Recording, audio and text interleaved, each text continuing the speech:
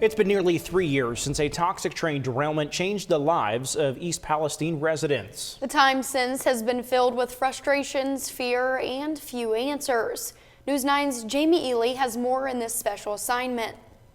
A little under 3 years ago, these tracks served as a backdrop to one of the worst environmental disasters in U.S. history. And now, residents are still fighting for their money as legislation continues to try to be passed. A small town of under 5,000, suddenly facing 1 million pounds of hazardous chemicals in their air, water, and soil. Nearly 3 years later, East Palestine residents are still trying to pick up the pieces of their lives. The Railway Safety Act of 2025 is one measure aimed at preventing another catastrophe. Introduced by Representative Chris Deluzio of Pennsylvania in February, it seeks to tighten safety rules and hold railroads accountable.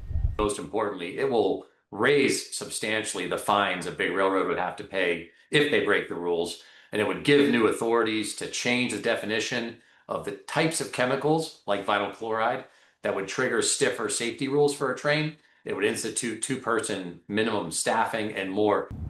The bill is a bipartisan effort with support from Republicans like Michael Rulli of Ohio. But delays, including the government shutdown, have slowed progress. To Deluzio, safety shouldn't be a political issue. There are constituents, maybe Republicans or Democrats or independents.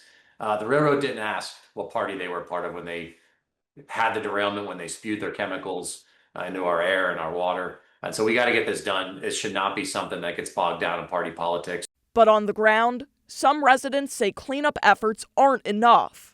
William Hugar lives just hundreds of feet from where the train derailed. Norfolk Southern says their part's all done. Their part is not all done. They hit a lot of stuff in that. I sit here, I watch it. They take the dirt out, only a couple feet, and then they replace it with new dirt. Did they check the dirt after they dug up? I reached out to Norfolk Southern to check on this, asking other questions such as, are you fully cooperating with federal and state investigations, and will you make these findings public? Residents feel the company has prioritized efficiency and profit over their safety. What is the response to that criticism? And would Norfolk Southern support and adhere to stronger rail safety regulations like what was proposed by Congressman Chris Deluzio?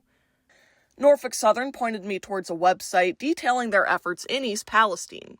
With regard to the dirt claims made by Hugar, Norfolk Southern said the removal of waste soil was executed under the regulatory oversight of local, state, and federal agencies. They also confirmed that they have cooperated with investigations into the derailment. Norfolk Southern's full response can be found on our website. Months after the derailment, questions also arose about how the EPA handled testing and chemical burns. Numerous professionals and whistleblowers have alleged mismanagement about everything, from the vent and burn of vinyl chloride to just how many contaminants are in the area, despite EPA reports. I reached out to the EPA for comment. In response, an EPA spokesperson said, quote, "Since day one, the Trump administration has prioritized EPA's role in responding to emergencies, including East Palestine. In his first official trip, Administrator Lee Zeldin traveled to East Palestine, Ohio, with Vice President J.D. Vance to mark the 2-year anniversary of the train derailment. We are very concerned by claims that have come to light over the past few months. The Trump administration is committed to maximum transparency, and, as such, we intend to conduct a thorough review of decisions made in the aftermath of the train derailment. We will work to ensure the health and safety of the people of East Palestine."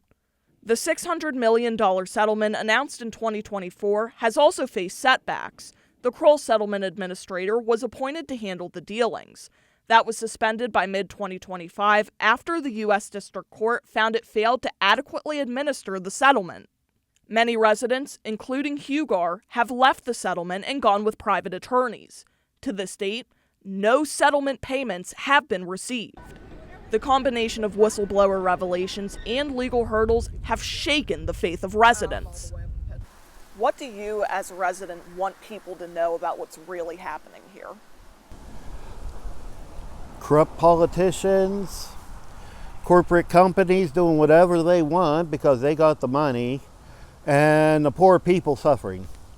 Lawmakers say more needs to be done, but will it be enough? What is being done to ensure that accountability?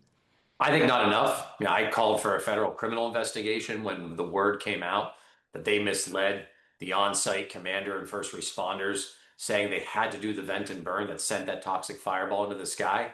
I continue to think we have to pass rail safety legislation, My Railway Safety Act, so that railroads can't just treat the people of East Palestine or Beaver County like collateral damage in the way of their profits.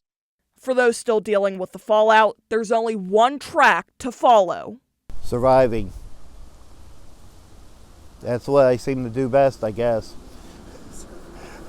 Surviving. You learn how to survive. Now, as the legislation and lawsuits continue, we'll follow them with any developments right here on News 9. Reporting from East Palestine, I'm Jamie Ely, News 9. Hi, I'm Dylan Cleland. Thanks for watching. And here's another video to check out, and be sure to subscribe to our channel.